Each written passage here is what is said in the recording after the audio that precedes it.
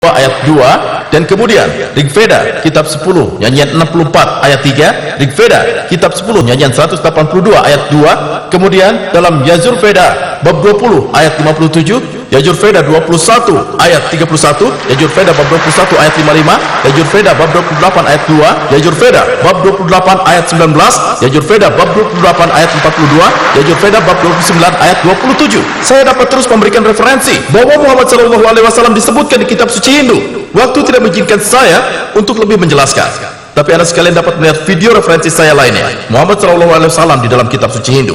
Saya akan sedikit menjelaskan tentang satu ramalan lagi karena sangat penting dalam kitab suci Hindu tentang Nabi Muhammad SAW, tentang Kalki Avatar.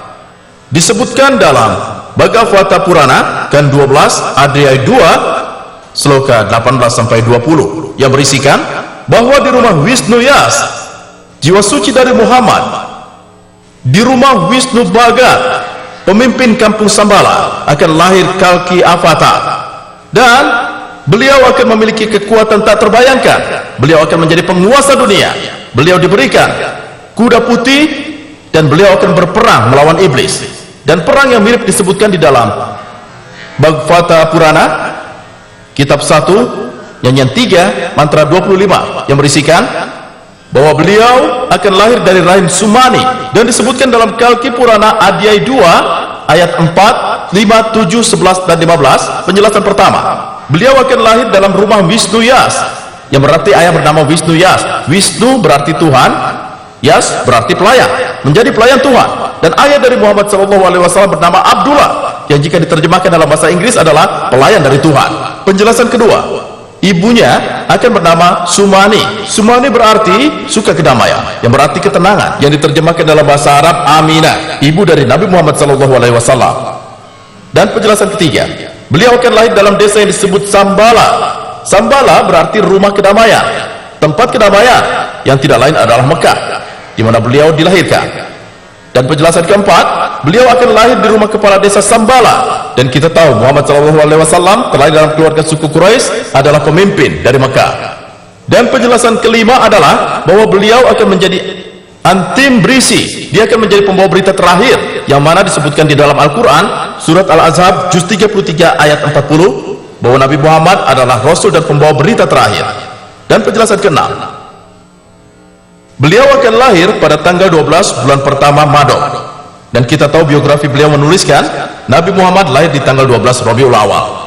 Dan disebutkan lagi di penjelasan ketujuh bahwa beliau akan menerima wahyu pertamanya di pegunungan, dan beliau berhijrah dan kembali. Kita tahu Nabi Muhammad mendapat wahyu pertamanya di Jabal Nur, di Bukit Cahaya, di dalam Gua Hira, dan kemudian beliau berhijrah ke Madinah dan kembali. Penjelasan ke-8 mengatakan bahwa beliau memiliki kualitas yang anggun. Penjelasan ke-9, beliau akan memiliki 8 kualitas spiritual, adalah kebijaksanaan, kontrol diri, mengungkapkan pengetahuan, keturunan dihormati, sahabat dan teman, pidato utama, beramal soleh, dan rasa syukur. 8 kualitas diri ini hanya dimiliki oleh Nabi Muhammad SAW. Penjelasan ke-10, bahwa beliau akan menjadi guru dari seluruh umat di dunia sebagai pembawa berita, di mana disebutkan dalam Al-Quran surat Sabah juz 34 ayat 28 yang berisikan bahwa beliau akan diberikan kuda putih oleh malaikat, akan mengendarai kudanya dengan pedang di tangan kanan.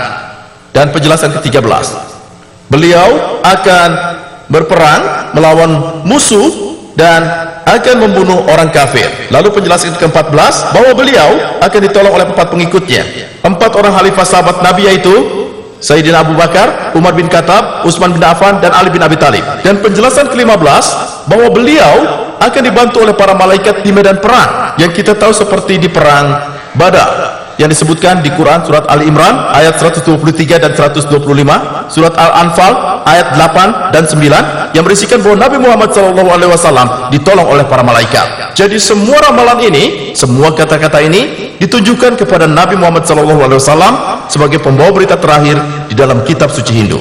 Jadi jika penganut Hindu, jika ia mengikuti kitab suci Hindu, lebih mempelajari Hindu, selain meyakini satu Tuhan dan meyakini bahwa Tuhan tidak memiliki bentuk, tidak memiliki rupa, dan hanya menyembah satu Tuhan saja, dan ia harus percaya dengan pembawa berita terakhir, avatar terakhir, Kalki Avatar, adalah Nabi Muhammad SAW. Jelasnya lihat video saya Muhammad SAW di dalam kitab suci Hindu. Mari kita mencari tahu apa kata kitab suci Yahudi tentang Muhammad SAW. Disebutkan di Perjanjian Lama. Di kitab Ulangan bab 18 ayat 18 disebutkan, Tuhan yang Maha Kuasa, seorang nabi akan kubangkitkan bagi mereka di antara saudara mereka seperti engkau ini, akan kutaruh firmanku dalam mulutnya dan akan mengatakan apa yang kuperintahkan. Ramalan ini, banyak orang Kristen berkata bahwa ramalan ini dibacakan untuk nabi. Di antara saudara-saudaranya bicara kepada Musa, akan dibicarakan ramalannya di antara saudara-saudaranya sama seperti ini, aku akan taruh firmanku dalam mulutnya, dia akan mengatakan yang kuperintahkan. Banyak orang Kristen berpikir bahwa ramalan ini ditujukan untuk Yesus. Lalu kita bertanya, kenapa tidak langsung ditunjukkan kepada Nabi Isa? Mereka menjawab, ramalan ini mengatakan bahwa beliau harus seperti Musa alaihissalam, dan Isa alaihissalam memang mirip dengan Musa alaihissalam, dan mereka memberikan dua kriteria bahwa Yesus dan Musa alaihissalam adalah Yahudi. Mereka berdua adalah utusan Tuhan. Jika hanya dua kata ini hanya kriterianya untuk penerimaan ramalannya, dan semua nabi yang disebutkan di dalam kitab Perjanjian Lama yang muncul setelah Musa seperti Sulaiman, Zulkifli, Ilyas, Daud, Zakaria, Yahya, semuanya adalah Juz dan semuanya adalah utusan Tuhan. Semuanya menunaikan ramalannya. Jika kita analisa, isi ramalan ini adalah tentang Nabi Muhammad SAW sebagai Rasul dan pembawa berita terakhir. Karena jika kita analisa, Musa dan Muhammad yang dirahmati Allah, keduanya lahir secara normal. Tetapi Yesus menurut Al-Quran dan juga menurut Injil, beliau lahir secara ajaib tanpa intervensi laki-laki. Disebutkan dalam surat Al-Imran juz 3 ayat 47, Injil Matius pasal 1 ayat 18, Injil Lukas pasal 1 ayat 35 yang berisikan beliau lahir secara ajaib tanpa adanya intervensi dari laki-laki. Jadi Musa dan Muhammad yang dirahmati Allah adalah sama, dan Yesus tidak sama seperti mereka berdua. Dan lebih jauh lagi, Musa dan Muhammad yang dirahmati Allah, mereka berdua menikah dan keduanya memiliki anak. Dan Yesus menurut Injil adalah beliau tidak menikah dan juga tidak memiliki anak. Dan kemudian Musa dan Muhammad yang dirahmati Allah, mereka berdua meninggal secara alami, dan Yesus tidak meninggal secara alami yang disebutkan Quran dalam surat An-Nisa juz 4 ayat 158. Allah subhanahu wa ta'ala, Tuhan yang Maha Kuasa, mengangkat Isa kepadanya. Dalam Injil isi bacaannya hampir sama, tapi kebanyakan orang Kristen percaya beliau telah disalib karena salah mentafsirkan Injil. Tetapi mereka menghormati ketika membaca menghidupkannya kembali, atau telah disalib, dan kita harus setuju bahwa beliau tidak meninggal dengan cara yang alami. Musa dan Muhammad yang dirahmati Allah adalah sama, dan Yesus tidak seperti mereka berdua. Ke hal yang lebih lanjut lagi, Musa dan Muhammad SAW, mereka berdua adalah keinginan raja, yang berarti mereka mempunyai kekuatan untuk memberikan hukuman. Dan Yesus berkata di Injil Yohanes pasal 18 ayat 36, kerajaan ini bukanlah milikku, artinya dunia ini bukanlah kerajaanku. Hal selanjutnya, Yesus, beliau tidak membawa hukum yang baru. Disebutkan di kitab Injil Matius pasal 5 ayat 17, janganlah kamu menyangka bahwa aku datang untuk menegakkan hukum Taurat atau kitab para nabi, melainkan untuk menggenapinya. Tapi Musa dan Muhammad, mereka membawa hukum baru. Di hal selanjutnya, Musa dan Muhammad yang dirahmati Allah, mereka diterima dan dihormati kaumnya. Tetapi Yesus tidak diterima oleh kaumnya. Disebutkan di dalam Injil Yohanes pasal 1 ayat 11, ia datang kepada pemilik kepunyaannya, tapi mereka tidak menerimanya. Jadi Yesus tidak seperti Musa alaihissalam dan Nabi Muhammad SAW, sama seperti Nabi Musa alaihissalam. Ramalan ini mengatakan seorang nabi akan kubangkitkan dari antara saudara mereka, dan kita tahu bangsa Arab adalah saudara sepupu Yahudi yang sama dengan kakek buyut Ibrahim alaihissalam. Seperti ramalannya, seperti engkau ini, aku akan menaruh firmanku dalam mulutnya, dan ia akan mengatakan kepada mereka segala yang kuperintahkan padanya. Dan kita tahu penafsiran yang Nabi Muhammad dapatkan, beliau mengulangi kata-kata yang telah diberitahukan kepada beliau, seperti kata-kata yang keluar dari, dan kelanjutannya disebutkan dalam kitab Ulangan pasal 18 ayat 19, dan orang yang tidak mendengarkan segala firmanku yang diucapkan Nabi itu demi namaku, daripadanya akan kutuntut pertanggungjawaban. Yang berarti semua para pengikut Injil, jika tidak meyakini hal ini, Nabi Muhammad SAW, Tuhan yang Maha Kuasa akan membalas dendam padamu. Disebutkan lagi dalam kitab Yesaya pasal 29 ayat 12 yang berisikan, kitab yang diberikan pada orang itu tidak dipelajarinya. Maka ia menjawab bahwa aku tidak mempelajarinya. Ini sama persis dengan yang terjadi ketika Nabi Muhammad SAW menerima wahyu pertamanya. Ketika malaikat Jibril mengatakan pada Muhammad dalam Gua Hiro, "Iqra, bacalah." Beliau berkata, "Mana bihari, aku tidak mempelajarinya." Ini sama persis dengan isi ramalan di dalam kitab Yesaya pasal 29 ayat 12. Beliau juga disebutkan namanya sebagai Muhammad SAW di dalam nyanyian Sulaiman pasal 5 ayat 16 yang berisikan, "Hiko mamitakim wekulo Muhammadim zehdode wazahrae baina Yerusalem." Jika diterjemahkan, ia sungguh manis, dia sangat tercinta, dia kesayanganku, dia temanku, oh anak dari Yerusalem. Kata Muhammadim diterjemahkan menjadi dia sangat tercinta. Jika Anda mengerti bahasa Samatik, dalam bahasa Hebreu mereka menggunakan kata im untuk penghormatan, seperti Elo yang berarti Tuhan, jadi Elohim untuk penghormatan. Sama halnya dengan Muhammad yang ditambah huruf im yang dirahmati Allah, Muhammadim. Jadi nama dari Nabi Muhammad SAW juga disebutkan dalam Injil Perjanjian Lama. Disebutkan oleh Quran surat Ar-Ra'd juz 7 ayat 157, di mana hari harus mengikuti sang pembawa berita, seorang nabi besar yang disebutkan di kitab suci Hukum dan Injil. Disebutkan di surat Al-Saf juz 61 ayat 6 bahwa Yesus diutus sebagai pembawa berita untuk kaum Bani Israel. Dan kemudian setelahnya dari pembawa berita yang datang yang bernama Salbi Ahmad yang dirahmati Allah. Al-Quran menyebutkan bahwa Nabi Muhammad SAW akan disebutkan di dalam kitab Hukum dan Injil. Dan kita membaca perjanjian baru, Nabi Muhammad SAW telah diramalkan di beberapa tempat. Disebutkan dalam Injil Yohanes pasal 14 ayat 16, yang disebutkan di Injil Yohanes pasal 15 ayat 26, Injil Yohanes pasal 16 ayat 7 yang berisikan, "Namun benar yang kukatakan ini kepadamu adalah lebih berguna bagi kamu jika aku pergi." Kemudian Yesus berkata, "Sebab jikalau aku tidak pergi, penghibur itu tidak akan datang. Tapi jika aku pergi, aku akan mengutus dia." Jadi semua tiga kalimat ini dari Injil, dari surat Yohanes, mereka bicara tentang konverter. Dan orang Kristen mengatakan ini konversi dari Roh Kudus. Ramalan tersebut tidak bisa diartikan sebagai Roh Kudus karena kriteria yang disebutkan di sini bahwa Yesus harus berangkat, hanya Yesus harus berangkat, kemudian konverter akan datang. Dan kita tahu bahwa Roh Kudus sudah ada di sana sebelum Yesus muncul di bumi. Beliau ada di rahim Elizabeth, dan mereka juga datang ketika Yesus dibaptis. Ini benarlah bahwa sang konverter bukanlah Roh Kudus. Dan mereka apakan yang aslinya?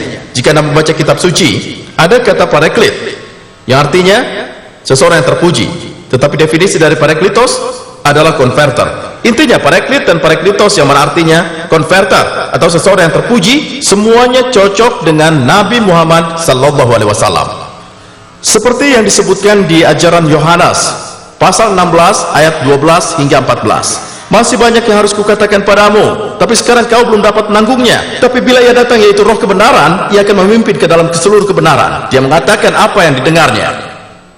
Nubuat ini tidak menjelaskan orang lain kecuali adalah Nabi Muhammad SAW sebagai Rasul dan juga sebagai pembawa berita terakhir. Jadi jika Yahudi dan Kristen ingin mempelajari Yahudi di dalam Kristen, haruslah meyakini bahwa hanya ada satu Tuhan. Tuhan tidak memiliki bentuk, tidak memiliki rupa, dan sembahlah ia sendiri. Dan juga tidak terlupakan, mereka harus percaya kepada Rasul dan pembawa berita terakhir, yaitu Nabi Muhammad SAW. Nabi Muhammad berkata, disebutkan dalam Sahih Al-Bukhari jilid 1 kitab Iman hadis ke-8. Di sini beliau berkata, yang mana sama dengan Nabi Muhammad, bahwa Islam berdasarkan kepada 5 tiang. Yang pertama adalah la ilaha illallah Muhammad Rasulullah, tidak ada Tuhan selain Allah, dan Nabi Muhammad sebagai Rasul Allah. Yang kedua adalah mendirikan sholat, ini yang utama. Yang ketiga, memberikan zakat, kewajiban beramal. Yang keempat adalah saum, yang artinya berpuasa. Yang kelima adalah haji, menjalankan ibadah haji. Tiang yang pertama yang barusan kita bahas, la ilaha illallah Muhammadar Rasulullah, yang mana disebutkan di dalam semua kitab suci agama-agama besar di dunia hanya ada satu Tuhan dan pembawa berita terakhir Nabi Muhammad sallallahu alaihi wasallam. Mari kita analisa apa yang disebutkan tentang filosofi Islam yang lainnya di dalam agama-agama besar di dunia lainnya. Yang kedua adalah sholat.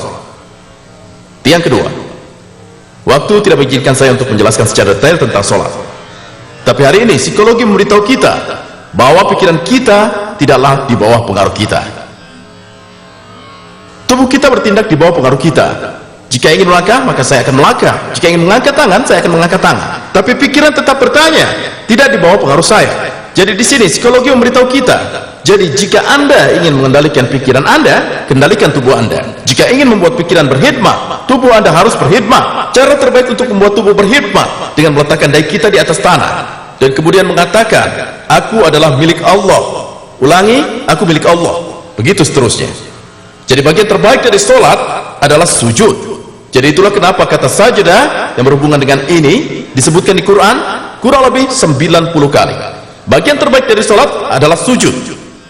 Dan Allah menyebutkan di dalam surat Al-Imran juz 3 ayat ke-43, ya Maryam uqnuti li rabbiki wasjudi warkaima marayaki. Hai Maryam, taatlah kepada Rabbmu, sujud dan rukulah bersama orang-orang yang ruku. Pesan yang sama juga disebutkan di dalam surat Al-Hajj juz 22 ayat 77, ya ayyuhallazina amanu, hai orang-orang yang beriman, rukulah kamu, sujudlah kamu, sembahlah Rabbmu dan perbuatlah kebaikan supaya kamu mendapat kemenangan. Jadi bagian utama dari sholat adalah sajdah. Dan kata sajdah ini juga disebutkan di semua kitab suci di agama besar dunia. Jika membaca kitab suci Hindu, ada gelombang yang berbeda dengan maksud sebelumnya. Salah satu dari maksud sebelumnya adalah yang disebut sasta.